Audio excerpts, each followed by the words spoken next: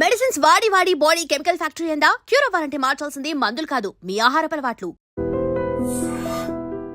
ముఖ్యంగా మహిళలు ఉన్నారు, మా అక్క చెల్లెళ్ళు. ఒక విషయం ఆలోచించండి. పాపం మాగంటి గోపీనాథ్ చనిపోయిండు. ఆయన 5 ఏళ్ల కోసం ఎమ్మెల్యే గెలిచిండు. అదృష్టం బాగలేదు, కిడ్నీలు ఖరాబ్ అయినాయి. దురదృష్టంతో ఏడాదికే చచ్చిపోయిండు. చనిపోతే 2 ఆడపిల్లలు ఉన్నారు ఆమెకు, పెళ్ళిళ్ళు కాని పిల్లలు ఉన్నారు 2. కొడుకు అయితే ఇంకా చిన్న పిల్లగాడు, కాలేజీ కూడా పోలేదు.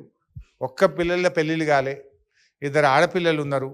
బీఆర్ఎస్ పార్టీ ఏం చేయాలి? వాళ్ళని తీసేసి కొత్త వాళ్ళని తేవాలనా? మర్యాద ఏముంటుంది మనకు?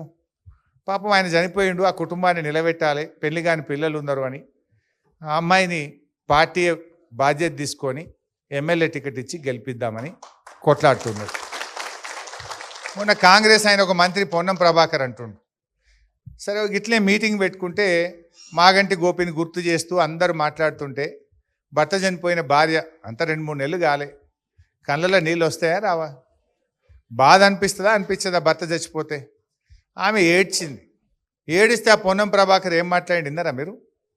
ఎంత దుర్మార్గంగా మాట్లాడతారంటే, ఏమ్మా మొసలి కన్నీరు గారుస్తున్నావు, కావాలని ఏడుస్తున్నావు అని చెప్పి ఒక భర్త చనిపోయిన ఆడబిడ్డ ఏడుపును కూడా రాజకీయాలకు వాడేంత దుర్మార్గులు ఈ కాంగ్రెస్ పార్టీ నాయకులు. మీ ఇళ్ళలో ఎవరైనా చనిపోతే ఏడుస్తామా ఏడవమా? ఎవరింట్లో అయినా దుఃఖం ఉండదా? భర్త కంటే ఎక్కువ ఏముంటారు?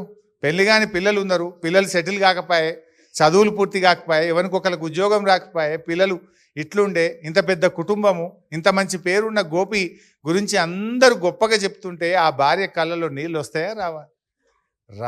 నీ కళ్ళలో నీళ్లు రావడం సహజం, ఏడుపు రావడం సహజం, ఏడవకపోతే అసహజం. ఎవరైనా ఏడవపోతేనే ఏందమ్మా భర్త చచ్చిపోతే కూడా ఈ అమ్మకు ఇంత దుఃఖం లేదు అంటారు. ఏడుపు రావడం సహజం. ఎవరైనా బాధ అనేది, దుఃఖం అనేది సహజమైనటువంటిది. దాన్ని కూడా ఇష్టం ఉన్నట్టు ఈ మగోళ్ళు మంత్రులు, కాంగ్రెస్ వాళ్ళు ఆ సునీతమ్మని పట్టుకొని నానా మాటలు అంటున్నారు, ఆ పిల్లల్ని పట్టుకొని నానా మాటలు అంటున్నారు. ఇది మర్యాదనా? ఒక్కసారి మీరు ఆలోచించండి.